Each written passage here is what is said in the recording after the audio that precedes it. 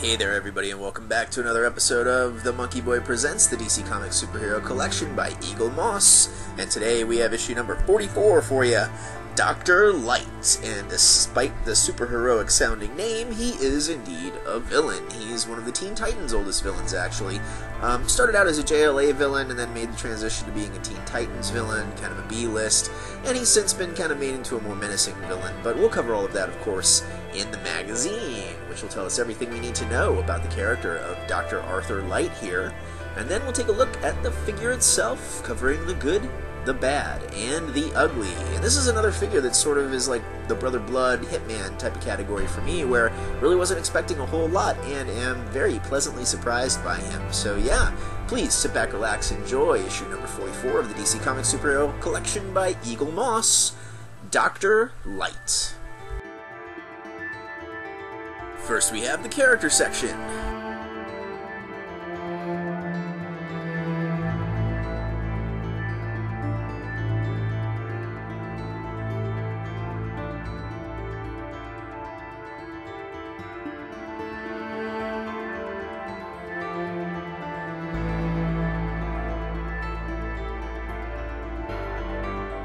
And it's here we learn Arthur Light was a brilliant young scientist who went to work for Star Labs after graduating from university with his best friend and colleague, Jacob Finley.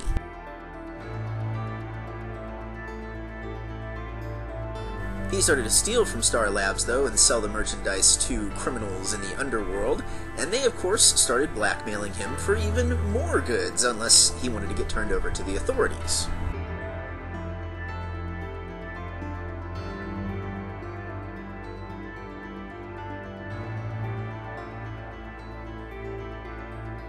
After the confrontation with this mysterious superhero, Arthur figured out that it had to be his colleague, Jacob Finley.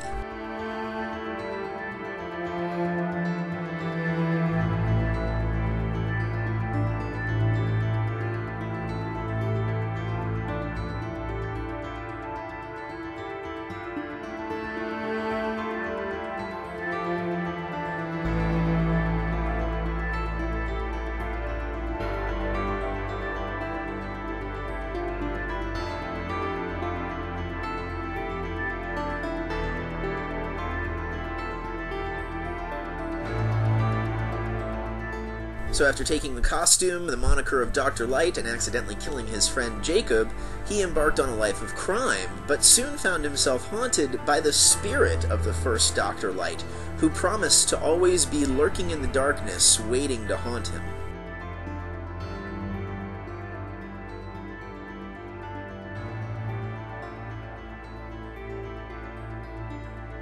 The next few pages cover some of the crimes that Dr. Light committed early on in his career when he was an enemy of the Justice League of America.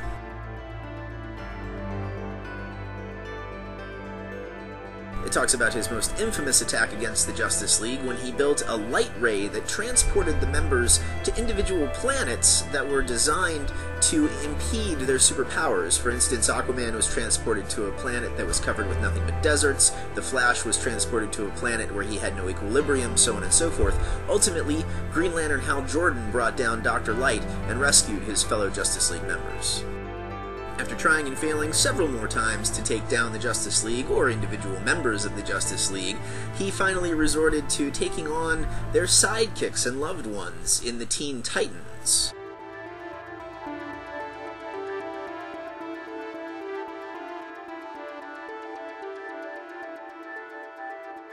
He also formed his own supervillain team at one point in time that he called the Fearsome Five.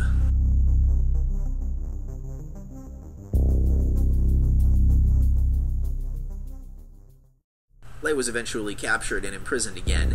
This time, though, he was approached by members of the federal government offering him a spot on a team known as the Suicide Squad.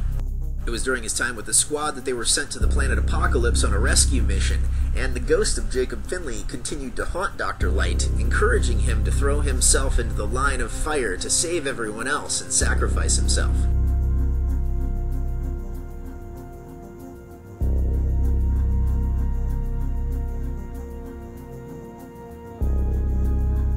Dr. Light's soul found itself in hell along with Jacob Finley, and the two were toyed with there by a demon known as Mr. Biff.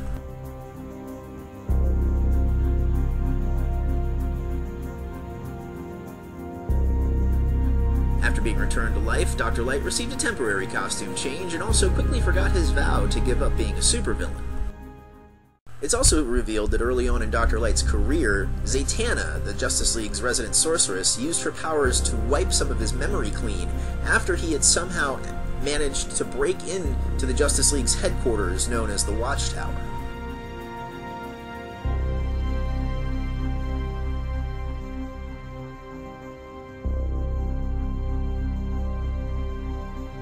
The last couple pages bring us up to speed with the character, and we see Dr. Light's memories slowly returning to him, and he starts to take revenge against members of the Justice League and their close friends and family, first targeting the Teen Titans.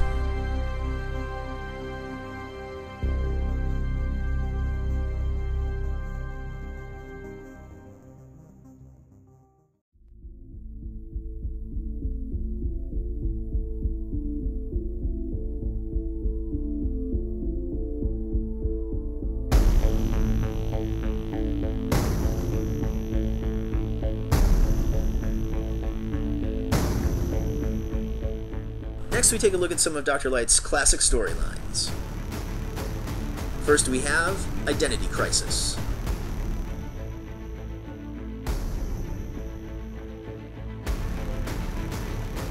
And this is the story that revealed the Justice League member known as Zatanna had wiped part of Dr. Light's memory clean after he had somehow managed to infiltrate the Justice League's base known as the Watchtower. We see that he assaulted Sue Dibney, the wife of Justice League member Elongated Man, and also accessed files on the computers, learning many of their secret identities. Honestly, it's a really awful story that's totally not worth checking out. We also look at Green Arrow heading into the light.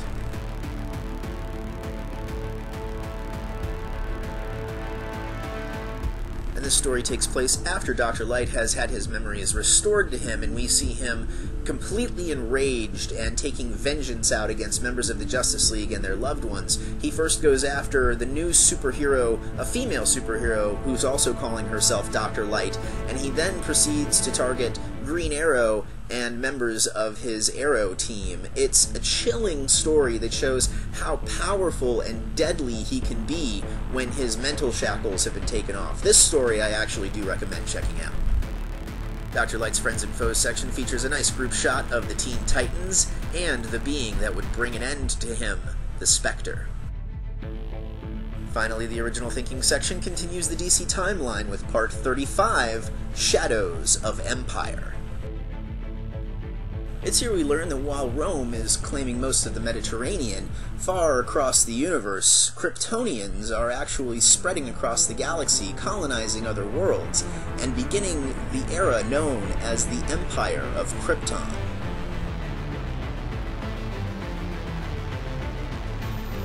Here is Dr. Light, Arthur Light, and this is another figure that when I first saw he was coming and I saw the teaser image on the back of the previous issue and all of that good stuff, I was sort of mixed about it. I was excited to have another villain, but I really didn't care for the character, I guess. I really wasn't sure what to think.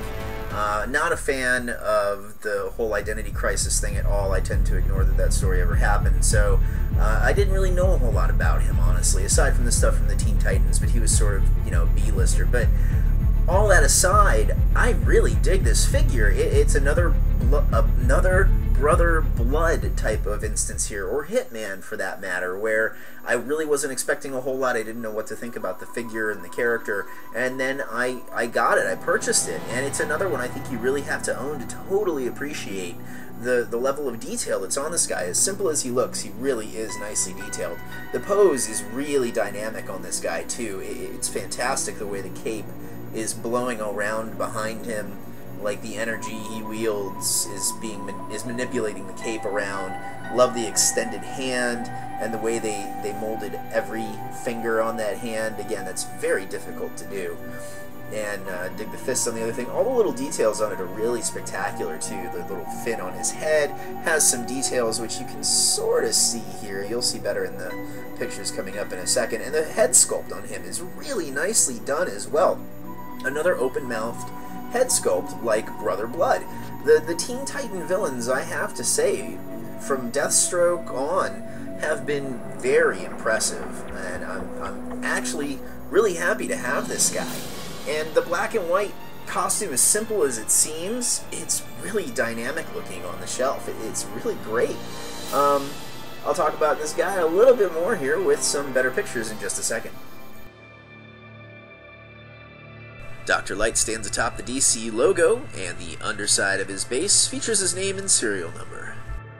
And so we can compare him with some other figures, here he is with the rest of the Injustice gang. And we have to have a shot of him facing down the Teen Titans.